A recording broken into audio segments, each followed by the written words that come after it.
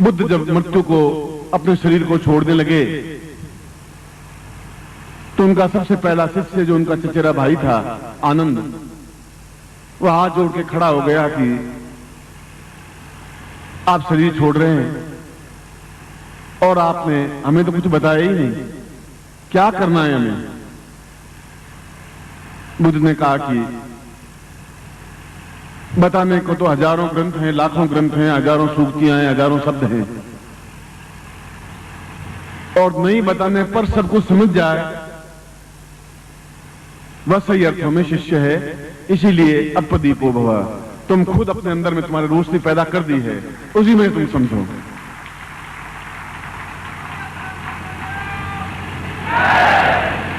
मैं आज से केवल 4 साल बाद, 3.5 साल बाद एक नई शताब्दी शुरू हो जाएगी। ये 20वीं शताब्दी की जगह 21वीं शताब्दी शुरू हो जाएगी हमारी आंखों के सामने, और उसमें जो युवकों की गति चल रही है, आप देख रहे हैं कि 4 साल बाद वे कैसे बनेंगे, उसमें आपकी जरूरत पड़ेगी। उस अंधकार में रोशनी फैलाने वाले सबसे आगे खड़े होंगे, तो फिर आप खड़े होंगे और कोई दूसरे खड़े नहीं होंगे। बल परम पूज्य गुरुदेव की, परम पूज्य गुरुदेव की, परम पूज्य गुरुदेव की, वल्लिया माता जी की। हर हर महादेव।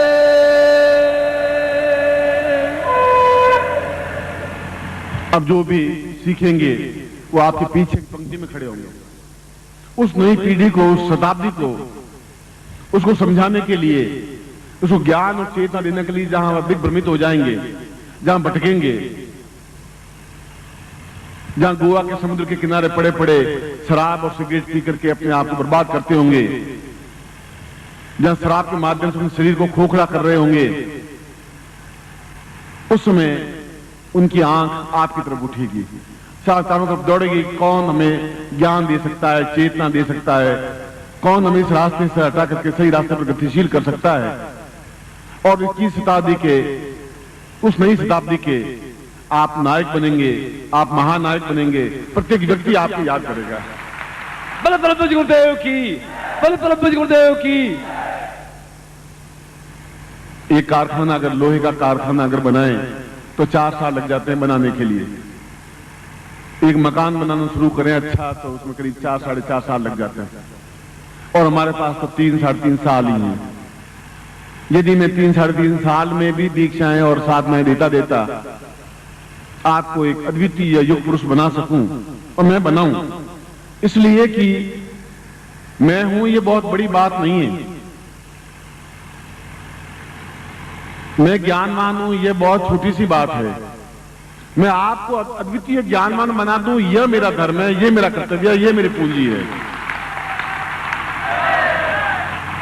और इसीलिए मैं उस रास्ते पर धीरे धीरे आपको गतिशील कर रहा हूं। कुनैन की गोलियां में दे रहा हूं तो शक्कर में लपेट करके दे रहा हूं। साधनाएं दे रहा हूं कि तुम्हें 21 दिन मंत्र जाप करना है, बहुत कड़वापन है, मैं शक्कर में लपेट कर समझाते हुए दे रहा हूं, क्योंकि मुझे मालूम है उस देहरी पर जब खड़े होंगे, जहां 20वीं शताब्दी 100 साल अपने आप में वृद्ध होकर के मरणासन होगा, जब 21वीं शताब्दी देहरी पर खड़ी होगी, तो 21वीं शताब्दी सबसे पहले फूलों का हार आपके गले में पहनाएगी, क्योंकि महानायक आप होंगे उस समय।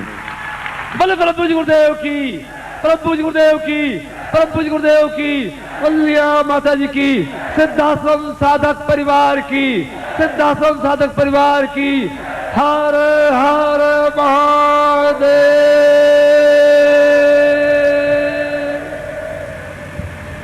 इसीलिए आपने 3 दिनों के प्रवचन में देखा होगा कि मैंने ये नहीं चाहा कि आप मुझे धोती दें, कि मुझे दक्षिणा दें, ये नहीं चाहा है। ये नहीं कहा है कि आप मेरे पैर दबाएं, कि आप मेरी सेवा करें। ये भी नहीं कहा है कि आप मेरी आरती उतारें, मैंने आरती भी बंद कर दी। केवल ये उद्देश्य रहा है कि मैं इनको बिल्कुल तैयार कर दूं, शेर की तरह दहाड़ते हुए इनको इनकी स्थिति समझा दूं, ये बता दूं तुम कौन हो, ये बता दूं तुम कौए नहीं हो, तुम हंस हो, और मानसरोवर का हंस हो, जा उड़ते हुए, गतिशील होते हुए मानसरोवर में डुबकी लगाने में समर्थ हो, क्योंकि तुम मेरे शिष्य हो, तुम समर्थ हो, तुम योग्य हो।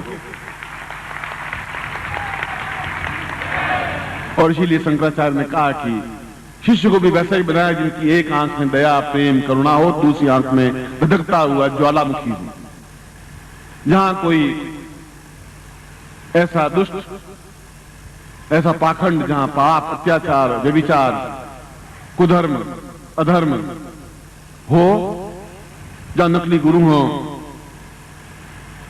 जहां नकली बातें हो रही हो, जो स्वार्थ हो, जहां छल हो, उनको दो टूक ज्वालामुखी के आपके नेत्रों के माध्यम से आप उनको छाती में लात मारते हुए समझा सकें कि हम कुछ और हैं, अद्वितीय हैं, ये समझा सकें आप। बोले प्रभु जी गुरुदेव की, प्रभु जी गुरुदेव की, प्रभु जी गुरुदेव की, वंदनीय माता जी की, सिद्धार्थ साधक परिवार की, आज के आनंद की। हर हर महादेव।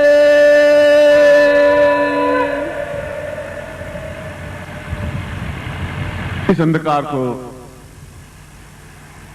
दूर करने के लिए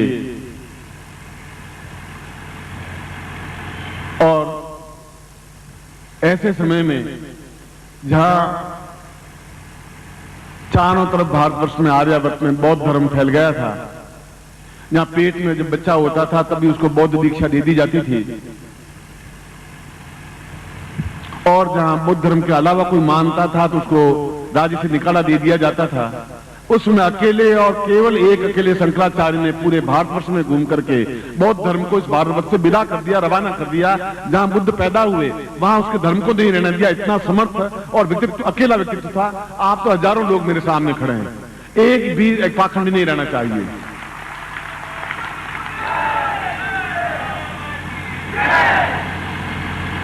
यहां पर भी आप एक सिद्धाश्रम साधक परिवार के अंग हैं, आप मेरे परिवार के अंग हैं, आप मेरे भाई हैं, बहन हैं, बंधु हैं, सखा हैं, मित्र हैं, स्वजन हैं, आत्माएं, प्राण हैं, धड़कती हुई एक चिंगारी हैं, और आप मेरे सब कुछ हैं। और इस परिवार के एक अंग होते हुए एक परिवार के मुखिया के रूप में सलाह देना मेरा धर्म और कर्तव्य है। इसलिए मैं देख रहा हूं कि चारों तरफ एक नकल, एक झूठ, एक मंत्र तंत्र यंत्र पत्रिका निकाली तो इस समय 60 अलग अलग तरीके से मंत्र तंत्र पत्रिका निकल रही है। 60 मेरे पास पूरे सेट। कोई मंत्र तंत्र चेतना, कोई मंत्र तंत्र विज्ञान, कोई मंत्र तंत्र देवता, कोई मंत्र राक्षस निकाल। क्यों नकल करने में कोई जोर करने की जरूरत ही नहीं। कोट और पैंट पहन देने से अंग्रेज आप नहीं बन जाएंगे, नकल से अंग्रेज नहीं बन सकते। वह तो अपने आप में अंग्रेजी की खासियत आप में आएगी। वह इस प्रकार की पत्रिका निकालने से अपने आप में गुरु नहीं बन सकते। और वह जो गुरु हैं वे पाखंड हैं और पाखंड फैलाएंगे। अगर मैं पाखंड फैलाऊं तो सबसे पहले मुझे खड़ा किया जाए चौराहे पर, मुझे सूली दे दी जाए, मैं खुद तैयार हूं। मगर दूसरा पाखंड हो तो हम काट डालेंगे, जरूरी के साथ काट डालेंगे। मेरा किसी से द्वेष नहीं है, और न मैं कभी किसी जिंदगी, पूरी जिंदगी में किसी की आलोचना की है, न गाली दी है। मगर जहां पर भी पाखंड देखा है वहां तन करके खड़ा हुआ हूं। संन्यास जीवन में भी जब मैं बनारस में गया तो मैंने पंडितों की सभा में मुझे बुलाया, तो मैंने कहा कि आप मंत्र गलत बोल रहे हैं। अब पंडित ये बात सुने आज से 25-30 साल पहले,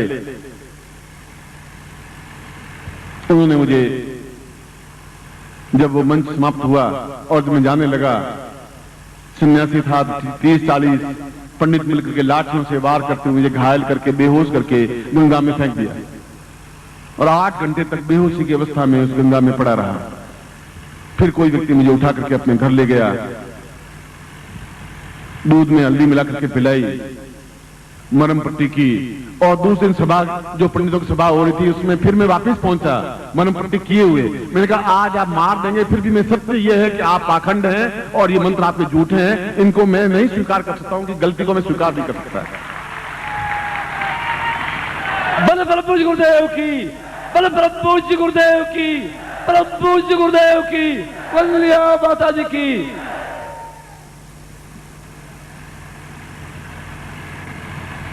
ऐसा कहने के पीछे मतलब यह है कि हम गुलाब खिला रहे हैं, कोशिश यह करें कि गुलाब खिले, और अगर उनके बीच में लोग कैक्टस खिलाने लग जाएं, कांटे खिलाने लग जाएं, तो लोगों के आने वाली पीढ़ियों के पांव कांटों से बिंध जाएंगे, अंधकार में भ्रमित हो जाएंगे। अंधकार में डूब जाएंगे, शराब और सिगरेट में अपने शरीर को खोखला कर देंगे।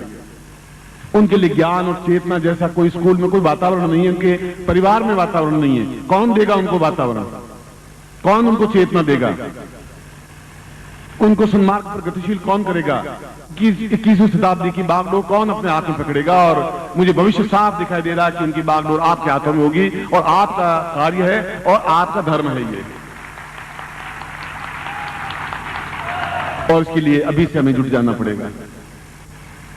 अभी से जहां सही है उनको हमें सहायता देनी पड़ेगी, जहां गलत है उनके सामने तन करके खड़ा होना पड़ेगा।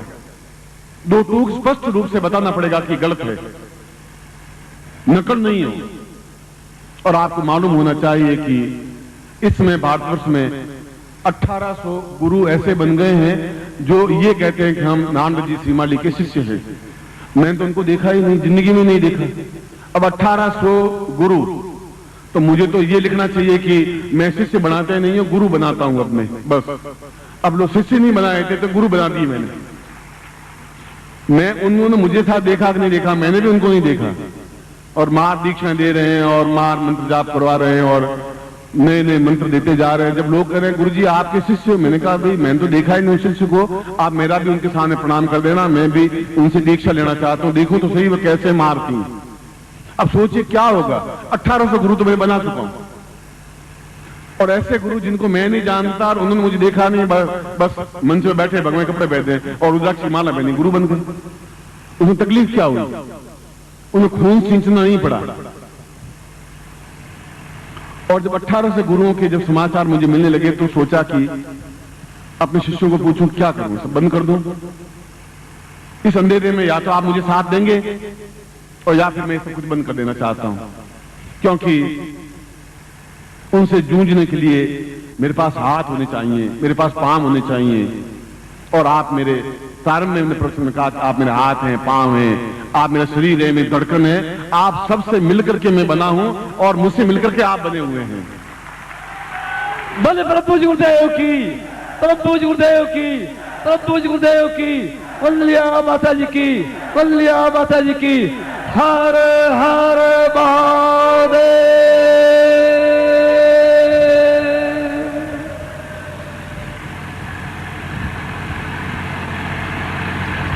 मुझे इसमें कोई दोष नहीं है और कोई दुर्भावना नहीं है। कोई गुरु क्यों बने? वे बने मगर अपने नाम से बने, अपने नाम से पहचाने जाएं। वासुदेव कहते मैं वासुदेव गुरु हूं, ऐसा बोले, ऐसा झूठ नहीं बोले कि नानक श्रीमाली का शिष्य हूं और उन्होंने मुझे आज्ञा दी है। मैंने तो आज तक किसी को आज्ञा दी नहीं। भाई तुम पहले समझो तो सही, ज्ञान चेतना आएगा वो शिष्य ही बना रहना, पहले पूरे शिष्य तो तुम बन जाओ। गुरु बनने की बहुत बड़ी बात है, मगर ये उनका स्वार्थ है, ये उनकी लिप्सा, ये अंधकार है। मैंने बताया कि यह एक ऐसा संक्रमण युग हो रहा है। एक 24 घंटों में टाइम ऐसा आता है जहां दिन समाप्त होने को होता है और रात्रि आने को होती है, वह संक्रमण काल कहलाता है। एक ऐसा टाइम होता है जो रात समाप्त होने को होती है, प्रभात आने को होता है, वह भी संक्रमण काल होता है। यह समय ऐसा है कि जहां संक्रमण काल है, जहां रात धीरे धीरे गिरती जा रही है, जहां पाखंड फैलता जा रहा है, जहां धर्म फैलता जा रहा है, असत्य फैलता जा रहा है। वो सोच रहे हैं कि ये बहुत एक आसान कार्य है। और मैं भी आपको सलाह देता हूं कि अब आप इस गुरु पूर्णिमा के बाद शिष्य मत रहिए, भगवे कपड़े पहन लीजिए और गुरु बन जाइए। मैं आप सबको स्वीकृति देता हूं, गुरु बने आप, और जगह जगह आप दीक्षा देने लग जाएं। और कोई न कोई पत्रिका मंत्र अंधकार निकाल दीजिए, साला कुछ नहीं हो तो मंत्र अंधकार निकाल, क्या निकले? 4 पन्ने तो लिखने उसमें, क्योंकि पत्रिका में से लेख लिख के छाप देंगे आप। मगर आप सोचिए कि क्या, कितना फ्रॉड है, कितना झूठ है, कितना छल है। ये मैं अपने परिवार में अपनी बात कर रहा हूं, और परिवार में बात करना मेरा धर्म और फर्ज है।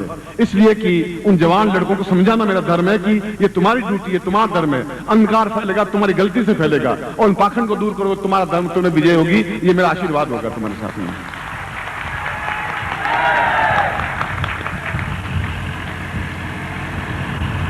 ज्योतिष, जो अखिल भारतीय ज्योतिष परिषद का मैं अध्यक्ष था, तो मैंने अपनी जिंदगी में 60 से ज्यादा ज्योतिष के ग्रंथ लिखे। और सबसे पहले उन ग्रंथों को हिंदी भाषा में लिख करके जन समाज में फैलाने का कार्य मैंने पहले प्रारंभ किया था। और एक समय 5-7 साल बाद ऐसा आया कि ज्योतिष सम्मेलनों के माध्यम से मैं 20-25 हजार रुपए उसमें भी कमा लेता था, 25 हजार रुपए। मगर जब मैंने देखा कि 5,000 ज्योतिषी बन गए, 10,000 ज्योतिषी बन गए, केवल मेरी 2 किताबें पढ़ी ज्योतिषी बन गए, और एकदम से छोटी घटनाएं नहीं, और राष्ट्रीय ज्योतिषी को नहीं, अंतरराष्ट्रीय ख्याति प्राप्त ज्योतिषी फलाने होटल में ठहरे हुए हैं। अरे कोई राष्ट्रीय ज्योतिषी तो मिले तो सही, मालूम तो पड़े। सब अंतरराष्ट्रीय ख्याति प्राप्त बन जाएंगे तो भारतीय ज्योतिषी कौन बनेगा? और मन को बड़ा दुख हुआ कि मैंने ये क्या कर लिया। ये तो एक किताब पढ़ी, सौंठ पढ़ी और वैद्य बन गए, वैसा हो गया।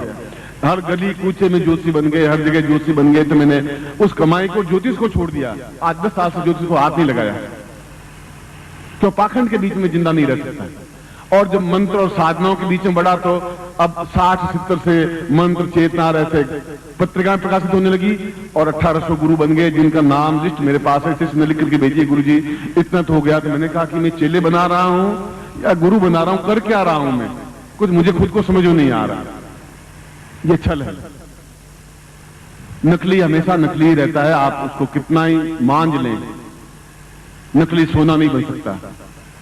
और पनामा पत्रिका और निरमा साबुन का विज्ञापन तो टीवी पे देखता हूं, मगर सोने का विज्ञापन होता ही नहीं, हीरों का विज्ञापन नहीं होता। मेरे विज्ञापन करने की जरूरत नहीं होती, न अखबारों में देने की जरूरत है कि नानो शिमाली वहां पधार रहे हैं। जहां मैं आऊंगा अपने आप शिष्य आ जाएंगे, क्योंकि कस्तूरी की सुगंध तो सब जगह होगी।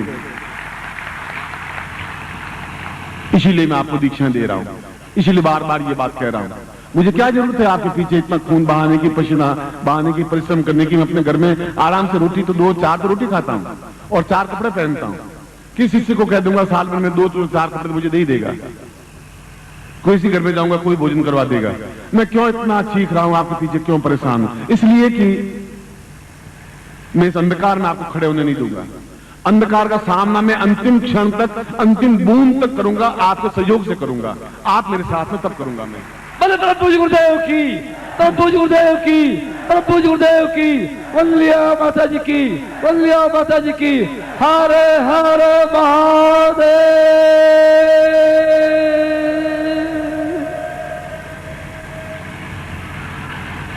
एक जगह गया शिविर लगाने के लिए, तो उन्होंने बाहर शीशियां बेचनी शुरू कर दी। गुरु चरणामृत 5 रुपए का, और 800-900 शीशियां बेची। इनका ये नया खेल कौन सा शुरू हो गया? उसको बुलाया, भाई कौन बेच रहा है? उसको पकड़ के लाया वहां।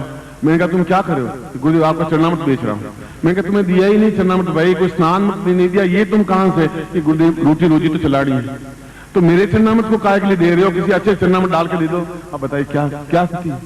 कितना पाखंड है, कितना व्यभिचार है, कितना अशुद्ध है। ऐसा होता है, दुख होता है, वेदना होती है। इसलिए आपको एक सावधान करने की जरूरत है।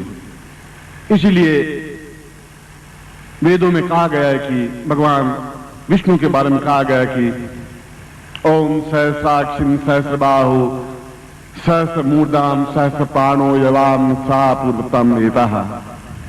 भगवान विष्णु के 1000 आंख हैं, 1000 हाथ हैं, 1000 पैर हैं, इसलिए वो भगवान विष्णु हैं।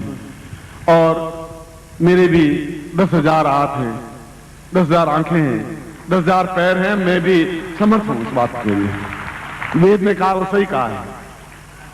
इतने इतने शिष्य मेरे सामने खड़े हैं और अपने आप में पूर्ण यौवन उद्दाम से वेग के साथ खड़े हैं, ताकत के यौवन से छलछलाते हुए खड़े हैं। वो काल से भिड़ने की क्षमता रखने वाले खड़े हैं, क्योंकि मैंने अपने खून से उनको तैयार किया है, पानी से तैयार नहीं किया है। आपके शरीर के अंदर आपका खून नहीं धड़क रहा है, खून नहीं, मेरा खून, खुद का खून तुम्हारे शरीर में बह रहा है, क्योंकि अपना खून तुम्हें देख करके पाला है, पोसा है, बड़ा किया है, सिंचन किया है पिछले 20 जन्मों से, इस जन्म से नहीं। आप खून निकाल के देखिए, ये आपका मेरा ब्लड ग्रुप एक है। बल परम पूज्य गुरुदेव की, परम पूज्य गुरुदेव की, परम पूज्य गुरुदेव की, सिद्धाश्रम साधक परिवार की। हरे हरे महादेव।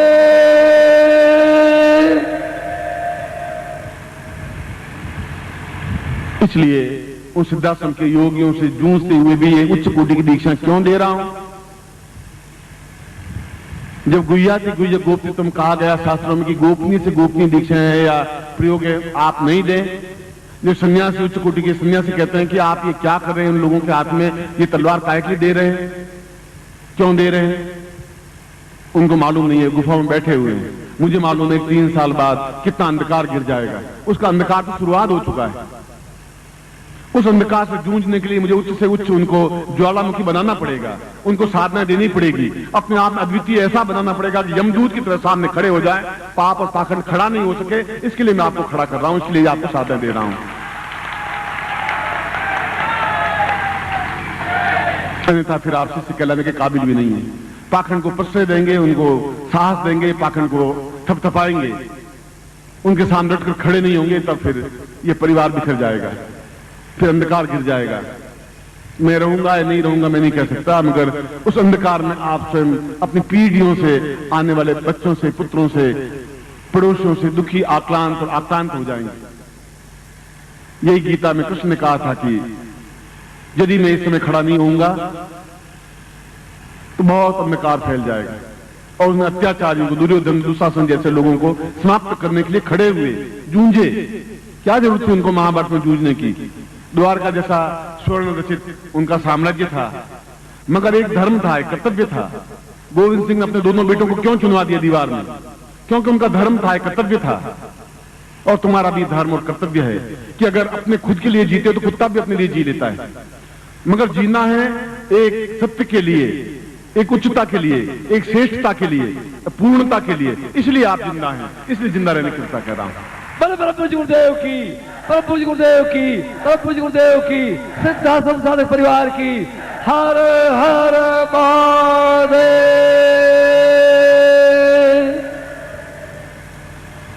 और जब शेर छोटे होते हैं तो शेर खुद शिकार पर झपट करके दिखाते हैं किस प्रकार से झपटा जाता है।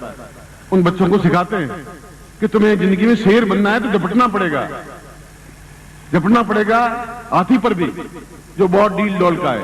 क्योंकि तुम्हें मैं इतनी शक्ति देता हूं, तुम 1 साल के हो तो कोई चिंता की बात नहीं है, 2 साल के हो तो चिंता की बात नहीं, मगर तुम शेर हो, बब्बर शेर हो, उछाल करके उसके मस्तिष्क को विदीर्ण कर सकते हो। वही आप हैं, वह शेर हैं, क्योंकि आप मेरे पुत्र हैं, मेरे शिष्य हैं, मेरे अंग हैं, मेरे धड़कन हैं, और उछल करके धमाका कर सकते हैं आप।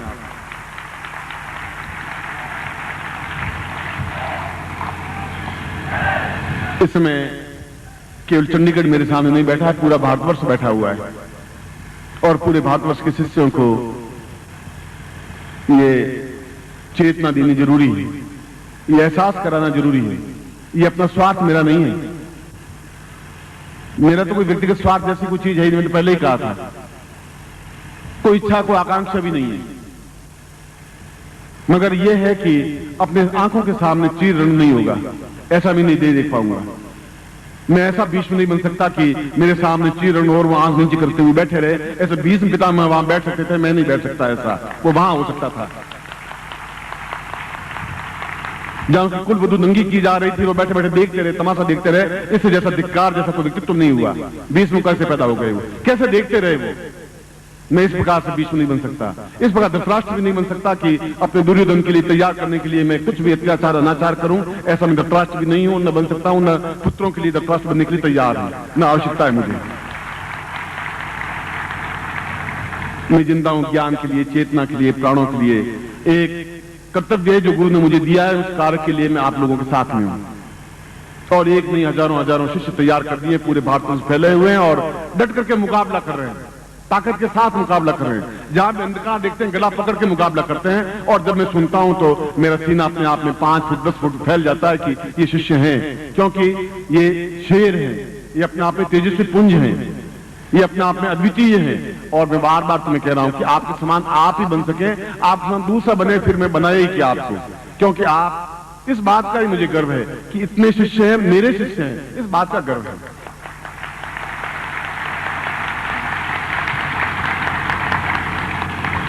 मुझे विश्वास है कि